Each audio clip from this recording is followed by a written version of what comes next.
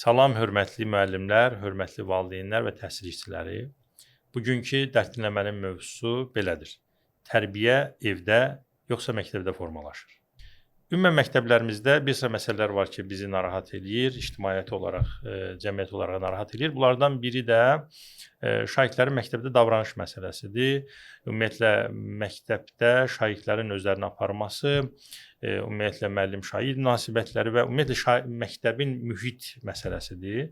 Yəni məktəb bir neçə funksiyanı yerinə yetirir. Onlardan ən vacibləri tədris və mühit məsələsidir ki, biz daha çox tədrisə fokuslandığımız üçün mühiti bir çox hallarda gözdən qaçırdır və bu gün mühit artıq bizim tədrisin effektiv şəkildə reallaşmasına ciddi şəkildə maneəyə çevrilib və bu gün məktəbdəki mühit o qədər də ürəkaçan deyil.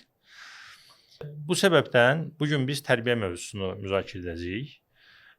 Ümumiyyətlə tərbiyə sözündən olub, ərəb mənşəlidir və böyütmə, inkişaf etdirmə, qayğı göstərərək inkişaf elətdirmə, formalaşdırma anlamına gəlir. Yəni sözün öz hərfi mənasında da görürük ki, qayğı göstərərək inkişaf etdirmə, yəni tərbiyə dediyimiz anlayış bir gün içərisində, bir ilin içərisində formalaşan bir şey deyil. Bu tərbiyə anlayışı illərlə zaman tələb eləyir və qayğı tələb eləyir. Bu öz-özünə formalaşan bir məsələ deyil. Və gəldik ümumiyyətlə tərbiyəni kim formalaşdırmalıdır? Bu cəmiyyətdə bir sıra müzakirələrə səbəb oldu bir müddət əvvəl ki, bəziləri dedi ki, valideyn məsuldur, bəziləri dedi məktəb məsuldur. Ümumiyyətlə görüşləri müşahidə edəndə görürük ki, bir növ məsuliyyətdən qaçma hissi var. Deyək ki, məktəb rəhbərliyi, müəllim və s. tərbiyə məsələsini valideynin üstünə atmaqla məsuliyyətdən qaçmağa çalışır. Valideyn də həmən məsuliyyəti, tərbiyə məsələsini məktəbin boynuna qoymağa çalışır. Amma əslində bu necə olmalıdır? Buna aydınlıq gətirəcəyik. Birinci, ümumiyyətlə başa düşmək lazımdır ki, şagirdə tərbiyənin formalaşması ailə, məktəb və cəmiyyətin ortaq məhsuludur şagird. Uşaq. Yəni biz bir uşaqda, bir şagirdə tərbiyəni formalaşdırmaq istəyiriksə, burada heç kəs yaxasını kənara çəkməməlidir. Yəni valideynin də öhdəsinə bəzi işlər düşür, məktəbin də və ümumən cəmiyyətin də. Bu demək deyil də bu məsələ havada qalmalıdır. Ailə uşağın ilk məktəbidir.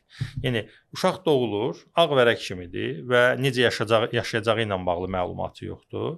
Ümumiyyətlə harda necə davranmaqla bağlı bir təsəvvürü yoxdur və ailədə nə görürsə onun üçün norma halına gəlir və valideynin orada davranışı əsas dəyər daşıyıcısı valideyndir həmən məqamda və valideynin davranışı, ümumiyyətlə onun uşağa qarşı olan hissləri, qayğısı, sevgisi, nifrəti və s. kimi hisslər şagirdin düşüncəsinin formalaşmasına təsir edir və ümumiyyətlə həyatla bağlı təsəvvürünün formalaşmasına təsir eləyir. Bu çox önəmli bir məsələdir. Ailə məsələsi, valideyn qayğısı məsələsi, valideynin övladı ilə işləmək məsələsi. Məsələ burasındadır ki, biz bütün şagirdlərin ailə vəziyyətini, valideyni düzəldə bilmərik. Yəni deyək ki, valideynin öhdəsinə düşür, övladına qayğısına qalsın və onun deyək ki, formalaşmasına təsir eləsin. Amma deyək ki, elə bir ailə ola bilər ki, uşağın deyək ki, valideynlərindən biri olmaz, valideyn himayəsindən məhrum olar və yaxud da valideyn ilə hər ikisi olar, amma səhər gedər işə, axşam gələr, övladına qayğı göstərməz və s. O zaman sual çıxır, biz məktəb olaraq həmən şagirdlə işləməməliyikmi? Həmən uşağın tərbiyəsini yaxamızı çəkib qoyaq ki, bu uşağın valideyni buna qayğı göstərmir, mən neyniyim, yəni biz neyniyək məktəb olaraq, yəni valideyn bundan işləmir də. O zaman biz yaxamızı kənara çəkmiş oluruq, həmən və suallar yaranır. Həmən uşaq, həmən şagird cəmiyyətin bir parçasıdırmı? Bəli. O ailədə həmən o tərbiyə, şəxsiyyət, dəyər anlayışından kənarda qalırmı? Deyək ki, bütün ailələrdə vəziyyət eyni deyil. Elə bir çox ailələrdə olur ki, valideyn övladına qayğı göstərə bilmir. Və ya valideyn övladını necə yetişdirməli olduğundan xəbərdar olmur. Bizdə valideynlik məktəbi də olmadığına görə, dolayısıyla biz valideyn olandan sonra valideynlər bilir də nəyi səhv eləyə bilir ki, nəyi necə eləməlidir. Yəni onunla bağlı bir maariflənsin və s. Bu olmur. Dolayısıyla ailə qurmaq məsələsində ciddi sıxıntılar olduğuna görə təfəkkürdə, düşüncədə, valideynlik məsuliyyətini anlamaqda ciddi problemimiz olduğuna görə ailələrdə yetişən uşaqlar kəsik böyüyür. Yəni o tərbiyə dediyimiz, dəyər dediyimiz məsələdən o qədər də ya çox belə ərkəsön olurlar, ya çox belə idarə olunmaz halda olurlar və yaxud da qayğıdan kənar olurlar, sevgidən məhrum olurlar. O da gətirir nəticədə məktəbdə özünü göstərir. Yaxşı, biz məktəb olaraq bu uşaqları tərbiyədən, dəyərdən, şəxsiyyət kimi yetişdirməkdən məhrum etməliyik. Yəni bu valideyn evdə bunu görmürsə, məktəbdə heç bir şey görmürsə və özündə bir məsuliyyət hiss eləmirsə, düşünmürsə ki, məktəb olaraq mən şagirdin tərbiyəsinə məsulam, belə düşünmürüksə, o zaman o şagirdin, cəmiyyətimizin bir parçası olan o şagirdin gələcəyi, şəxsiyyət kimi formalaşması, tərbiyələnməsi harda və necə baş verəcək. O səbəbdən məktəbin burada rolu çox vacibdir. Nəzərə alsaq ki, dediyim kimi, ailələrdən gələn uşaqların dəyər anlayışında, tərbiyə anlayışında, şəxsiyyət kimi formalaşmasında bir çox hallarda problem yaranır. Belə halda məktəb də yaxasını kənara çəkib qoysa, o zaman cəmiyyətdə ciddi problemlər yaranmış olur ki, biz bunu məktəblərdə artıq müşahidə edirik ki, məktəbdə uşaqlar idarə olunmaz haldadılar. Və bizim yanaşmamız məktəb icması olaraq, məktəb heyəti olaraq, direktor müavini, müəllim olaraq, bilirsiniz, burada bəzən bizim yanaşmamız belə olur da, biz rahat olaq və yaxud da biz məsuliyyət ataq başqasının üstünə, biz bir çox hallarda, yəni bu hər kəsə aid deyil, hər məktəbə, hər müəllimə, hər məktəb rəhbərinə aid deyil. Bir çox hallarda biz yaxamızı kənara çəkmək istəyirik və məsuliyyəti başqasına atmaqla əziyyətdən qurtulmuş oluruq və sonra başlayırıq başqalarını günahlandırmağa. Bir şeyi başa düşməyimiz lazımdır ki, bu bizim xoşumuza gələ də bilər, gəlməyə də bilər. Yenə məsələlərə şəxsi pəncərədən baxmağı kənara qoymaq lazımdır. Məktəbin funksiyası şagirdin ancaq KSG, BSG-lərinin buraxılış imtahanlarının, universitetə qəbul ballarının yüksək olmasını təmin eləmək deyil. Bu, təhsil idarə edən qurumlar da bu meyarlarla bərabər məktəbin şəxsiyyət kimi ümumiyyətlə necə formalaşdırır, buna baxması, bunu dəyərləndirməsi və buna qayğı göstərilməsi gərəkir. Əks halda biz məktəb olaraq ancaq bilikli, amma emosional olaraq gərgin, ruhi halına qayğı göstərilməmiş, şəxsiyyət kimi formalaşmamış, dəyərlərə sahib olmamış bir uşaq yetişdirmiş oluruq. Ki, dediyim kimi, bu proses artıq göz önündədir və məktəblərin, bir çox məktəblərdə vəziyyət kifayət qədər kritikdir. Yəni, məktəb tərbiyə işinə, tərbiyə məsələsinə daşın altına əlini qoyması lazımdır. Yəni, məktəb üstlənməlidir. Yəni, məsuliyyəti biz valideyn üstünə atmamalıyıq. Dediyim kimi, ailələrdə durum başqa cür ola bilər. Bu halda məktəb təlim, tərbiyə ocağı olduğuna görə, cəmiyyətin tərbiyələnməsi məktəbdən birbaşa asılı olduğuna görə biz prosesə ciddi şəkildə müdaxilə etməyimiz lazım. Məsələn, sual çıxır da, hansı məktəbdə şagirdlərin tərbiyələnməsi ilə tərbiyə anlayışını biz dəyər anlayışı ilə biz bərabərləşdirək ki, tərbiyə deyəndə çox abstrakt səslənir ki, nə? Amma deyək ki, dəyərlər formalaşdırmaq. Hansı məktəbdə şagirdlərdə dəyər formalaşdırmaqla bağlı ona policy deyirlər, məktəb siyasəti var. Hansı məktəbdə var? Heç bir məktəbdə yoxdur. Heç bir məktəb, mən şagirdlərimdə, biz adətən tərbiyə anlayışını belə başa düşürük də, müəllim olaraq, sonra bir böyük olaraq, nə bilim, məktəb rəhbəri olaraq, uşaqları danlamaq, tövsiyə vermək, məsləhət vermək, abala belə olmaz, abala filan şey belədir, böyüyə hörmət etmək lazımdır. Bu tövsiyə məsləhətlə şagird tərbiyə olunmur, oluna bilmir. O artıq tövsiyə məsləhət, o danlamaq məsələsi artıq işə yaramır. Ola bilsin ki, Sovet dövründə işə yarayırdı, 20 il əvvəl yarayırdı, 30 il əvvəl yarayırdı. İndi işə yaramır. Və biz tərbiyə ilə bağlı, tərbiyə dedim, yəni dəyər formalaşdırmaqla bağlı alternativ üsullar, uşaqlarla düzgün işləmək məsələsini ki, birazdan onun strategiyalarına gələcəm, ona fokuslanmazaq, o zaman məktəb dəyərlər formalaşdırmayacaq. Dəyərlər formalaşdırmayanda şagirdin davranışı ciddi problemli davranış sərgiləyəcək. və nəticədə ümumiyyətlə məktəbin ab-havası, məsələn deyək ki, məktəbdə zəng vurulur, tənəffüs vaxtıdır, yuxarı sinif şagirdi ibtidailərin olduğu o dəhlizdə qaça-qaça gedir. Bir dəyər o uşaq yıxılır filan. Başa düşmür ki, o dəyər formalaşmayıb ki, mən kiçiklərə qayğı göstərməliyəm. Empatiya hissi yoxdur ki, bax mən qaçıram, başqası yıxılar, başı dəyər, əzlər və s. Bu harda formalaşmalıdır? Ailədə təməl qoyulur. Amma dediyim kimi, ailənin vəziyyəti doğru, yəni yaxşıdırmı, qənaətbəxşdirmi? Böyük ölçüdə yox. Yəni bunu statistikada göstərir və s. Demək ki, burada iş kimin üzərində qalır? Məktəbin. Biz də yaxamızı deyək ki, məktəb olaraq biz də yaxamızı çəkirik kənara. Mənim işim kitabı öyrətməkdir, buraxılış imtahanını hazırlaşdır və s. Bunun akademik nailiyyəti yüksək olsun. O zaman sual çıxır da, biz cəmiyyəti necə formalaşdırırıq? Bu düşüncə ilə cəmiyyət formalaşdıra bilərikmi? Yox. O zaman hamı başlayıb deyinəcək ki, tamam bu uşaqlar, indiki uşaqlar belə, indi belə vəhşiləşdilər, belə oldu. İdarə olunmaz hala gəlib kim yaradır? Ailə və məktəb. Dediyim kimi, şagird doğulur. Axşağız kimi necə davranmaq lazımdır? Harda hansı davranışı sərgiləmək lazımdır? Filan kəslərə qarşı necə ünsiyyət? Böyüklə ünsiyyət, müəllimlə ünsiyyət, həmyaşıdla, kiçiklə məsələ. Ümumiyyətlə bu dəyər, davranış məsələləri, xarakter, bunlar çox şaxəli məsələlərdir. Bu evdə və məktəbdə formalaşmayanda ki, evin vəziyyəti dedim, məktəbin də vəziyyəti ortada. Yaxamızı kənara çəkmək istəyirik. Amma sual çıxır, bu uşaq A1-im yox, B1-im yox, C1-im yox, D1-im də dünən qutardı. İndi orada görmür, burada görmür. Və bu uşaq harada yetişəcək? Harada formalaşacaq? Ona görə məktəb olaraq hər bir məktəb rəhbəri kollektivlə bir yerdə şagirdlərdə dəyərləri necə formalaşdırmalıyıq? Bunun bir tədbirlər planı mı deyim, policy deyək də, ona siyasət deyilir. Bununla bağlı bir hər il ərzində görülməli olan işlərə diqqət yetirməsi lazım ki, nələr görüləcək, hansı işlər görüləcək.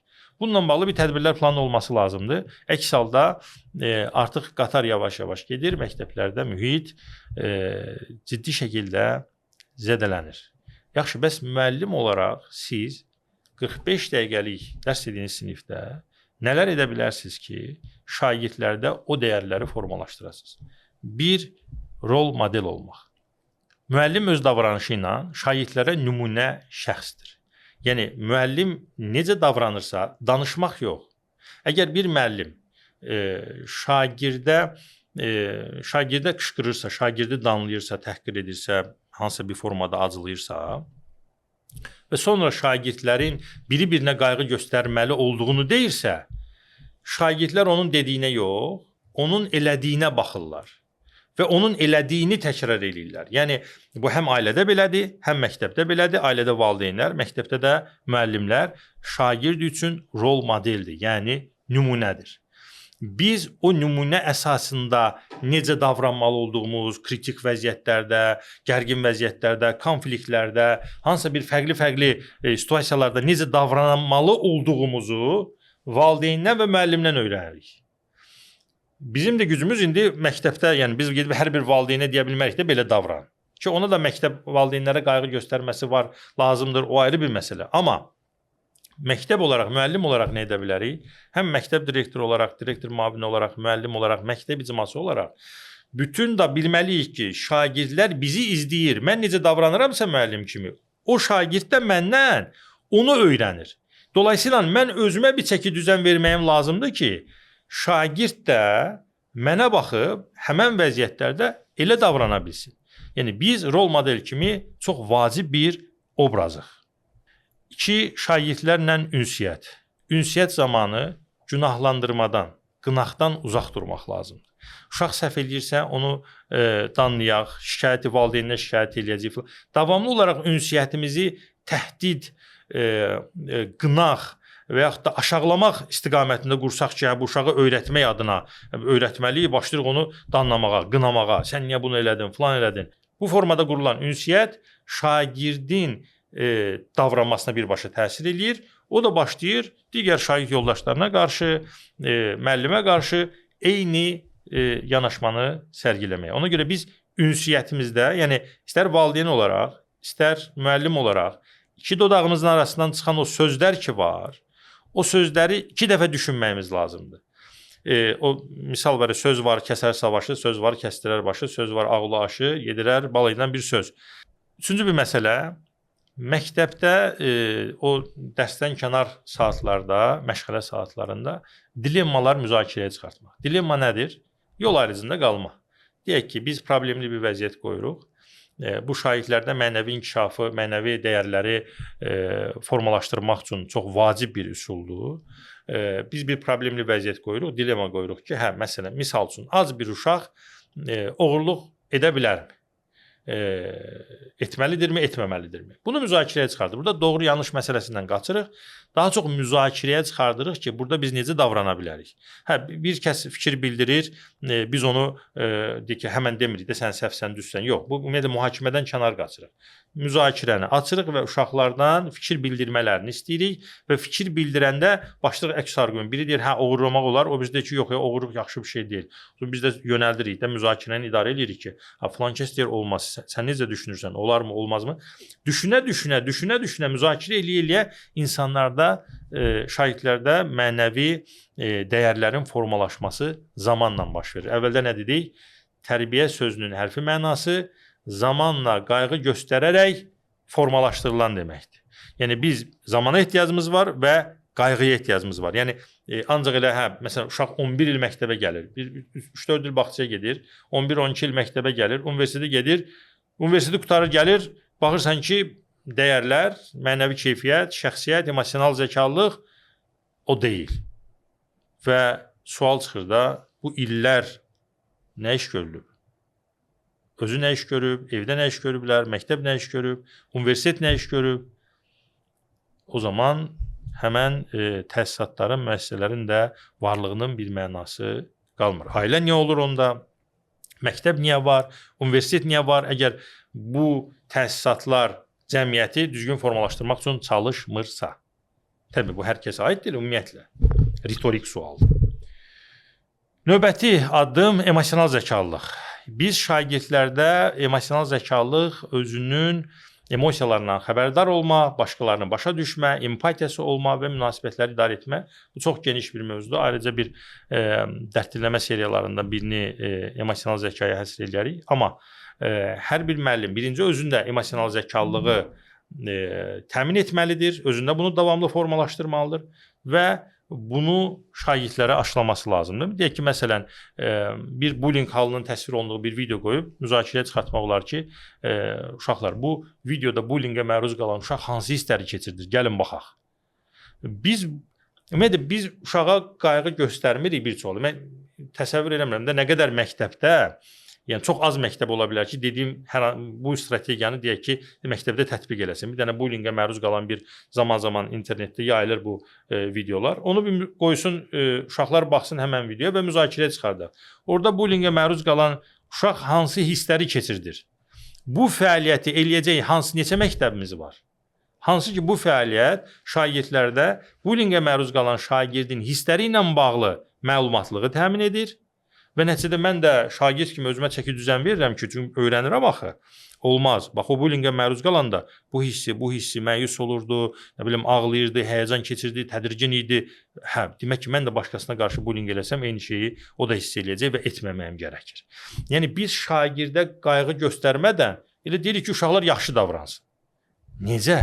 Yəni, uşaq evdə, məktəbdə yaxşı davranmaq, dəyər nədir? Doğru davranış nədir? Bunların nümunəsini görmürsə, bununla bağlı bir şeylər öyrənmirsə, o zaman ondan yaxşı davranışı necə gözləmək olar? Nəhayətində ibtidai sinif müəllimləri üçün bir strategiya, bilirsiniz ki, proses ibtidaidən başlayır, təməl olaraq. Bu o demək deyil də, biz yuxarı sinifdə ibtidaidən müəllim buna qayğı göstərməyibsə, biz yuxarı siniflərdə deməyək də, bunun ibtidai sinif müəllim yaxşı olmayıb, mən neyniyim? Yox, belə deyil. Hər kəs öz pozisiyasında, öz mövqeyində şagirdlərin formalaşması üçün qayğı göstərməlidir. Şagird ondan nəsibini alsa da, almasa da, bəhrələnsə də bəhrələnsə. Bizim işimiz onun həm akademik, həm emosional, həm davranış məsələlərinə qayğı göstərməyimizdir. Davamlı olduğu təqdirdə təbii ki, nəticəsi də olacaq. İbtidai sinif müəllimləri üçün bir strategiya, bir qab götürürsünüz. Bir də balaca belə buna pomponcar deyə bir üsuldur. Qab götürürsüz və balaca deyək ki, şariklər olur. Uşaqlara deyirsiniz ki, uşaqlar sinif yoldaşınıza kömək etdiyiniz anda həmən o şarikləri götürürsüz, o qabın içərisinə atırsınız. Deyək ki, sinifin bir güşəsində qab qoyuruq, şariklər də var və belə bir qayda qoyuruq ki, kim öz sinif yoldaşına kömək edirsə, deyək ki, onun nəsə vərəqə ehtiyacı var və yaxud da nəsə bir kitabı düşüb onu götürməyə, hər hansı bir qayğı keçdikdən söhbət ibtidaidə gedir. Ediriksə, biz o şariki götürüb o qabın içərisinə qoyuruq. Qab dolanda sinifdə partiya eləyirik. Deyək ki, peçeniya və yaxud da hansısa bir şirniyyatı müəllim eləyə bilər də, bunun məbləği o qədər də yüksək deyil. Yəni deyək ki, 15-20 manata hansısa bir, bu da olacaq ayda bir dəfə və s. Sinifdə uşaqları sevindirmək bundan gözəl his, gözəl duyğu ola bilməz.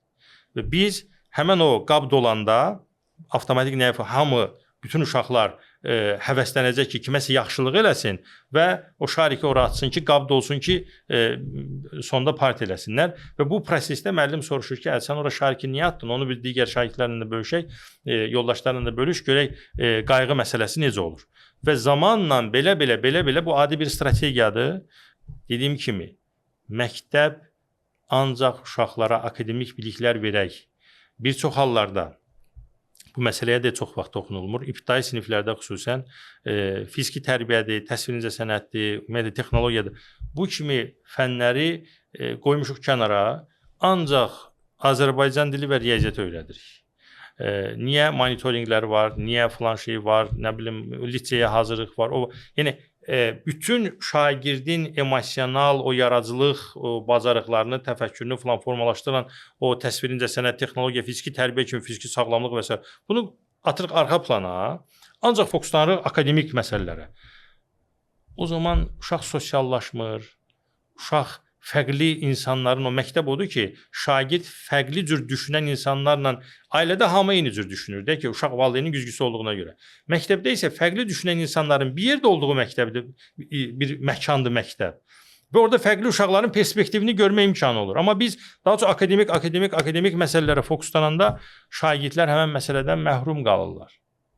Ona görə hörmətli məktəb icması, məktəb rəhbərliyi, müəllimlər, valideynlər, tərbiyə məsələsində, dəyərlər məsələsində nə vaxta qədər ki, bir-birimizi günahlandıracaq, məsuliyyəti öz üzərimizdən atacaq, işin o daşın altına əlimizi qoymasaq, işə cəlb olunmasaq, hər kəs öz öhdəsinə düşəni etməsə, o zaman cəmiyyətə fayda verən yox, əksinə cəmiyyətə zərər verən vətəndaş yetişdirmiş olacaq. Cəmiyyət formalaşdırmış olacaq, hansı ki, bu cəmiyyətdə elə biz özümüzük. Sağ olun, növbəti dəstəkləmədə görüşərik.